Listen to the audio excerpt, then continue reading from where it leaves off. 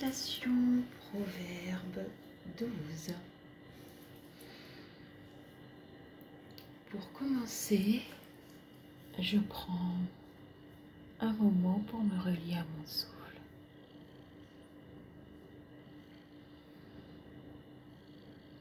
Je prends conscience de l'ensemble de mon corps, ici et maintenant.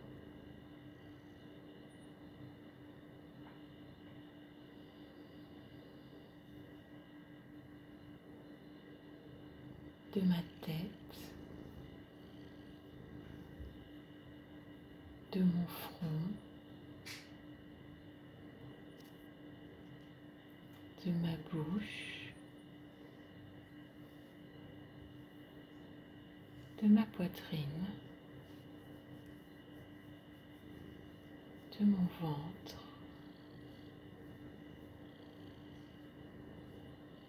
mon bassin, mes jambes, mes orteils, mes bras, mes doigts,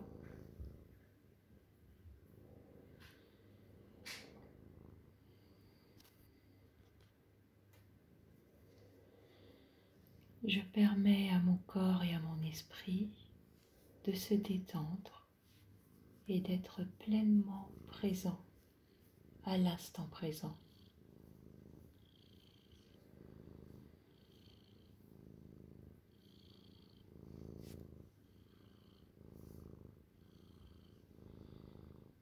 Je laisse mon corps respirer. Je me mets à l'écoute de tout ce que je ressens.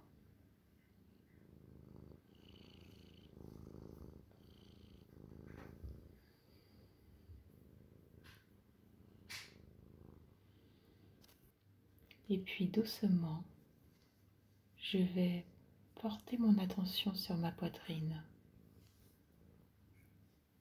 Et plus précisément,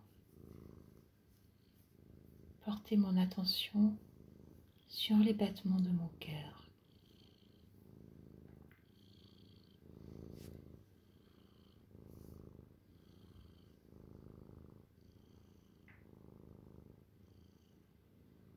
Je prends une bonne inspiration et je prends conscience de cette paix et de cette grâce qui m'habite.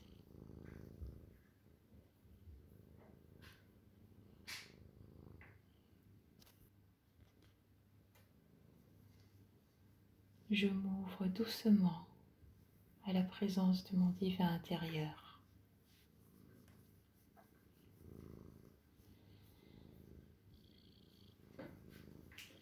Celui qui aime la correction aime la science. Celui qui hait la réprimande est stupide. L'homme de bien obtient la faveur de l'Éternel. Mais l'Éternel condamne celui qui est plein de malice.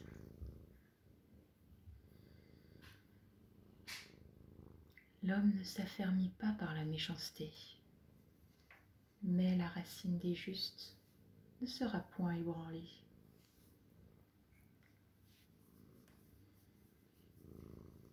Une femme vertueuse est la couronne de son mari.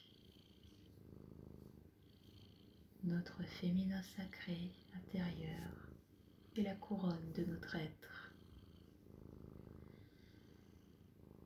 Mais celle qui fait honte est comme la carie dans ses os.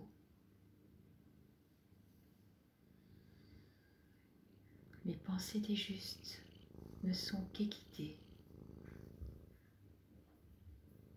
Les desseins des méchants ne sont que fraude.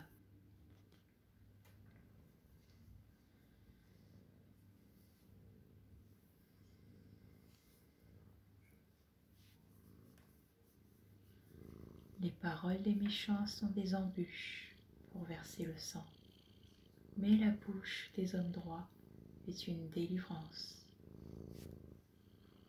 Renversés, les méchants ne sont plus, et la maison des justes reste debout.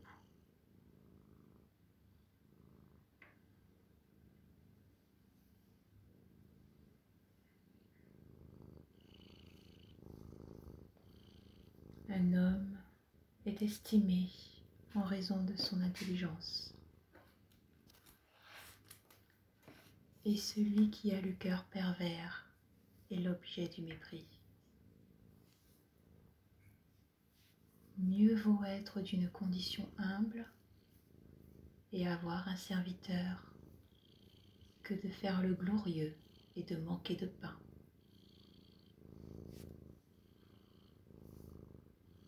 Le juste prend soin de son bétail, mais les entrailles des méchants sont cruelles.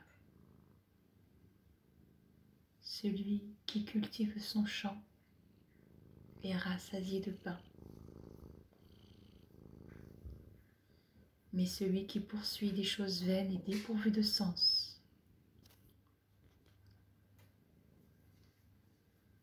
Le méchant convoite ce que prennent les méchants, mais la racine des justes donne du fruit.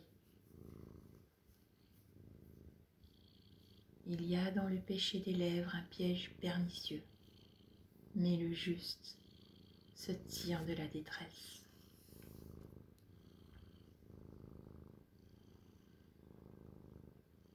Par le fruit de la bouche, on est rassasié de bien, et chacun reçoit selon l'œuvre de ses mains.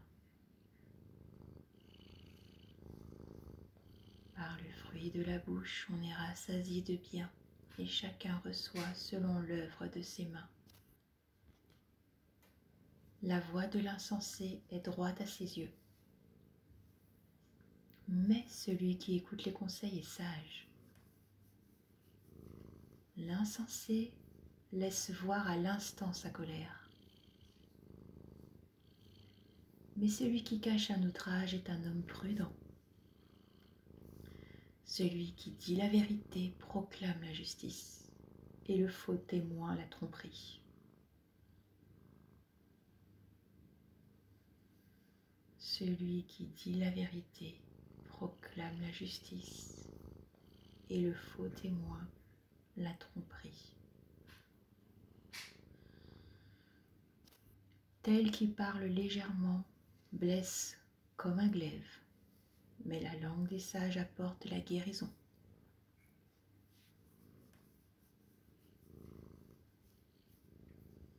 La langue des sages apporte la guérison.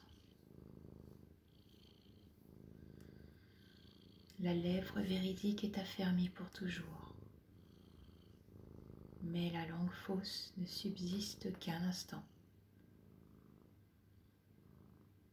La lèvre véridique est affermie pour toujours.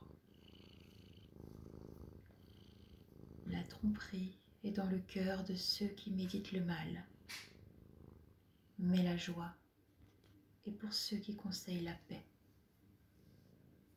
Aucun malheur n'arrive au juste, mais les méchants sont accablés de maux. Les lèvres fausses sont en horreur à l'Éternel, mais ceux qui agissent avec vérité lui sont agréables.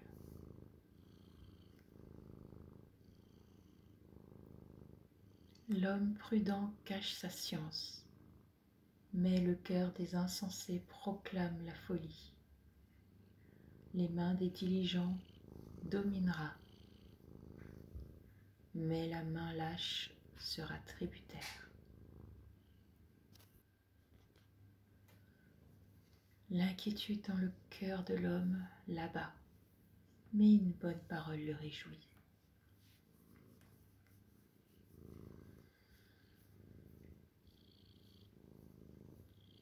Le juste montre à son ami la bonne voie, mais la voie des méchants les égare.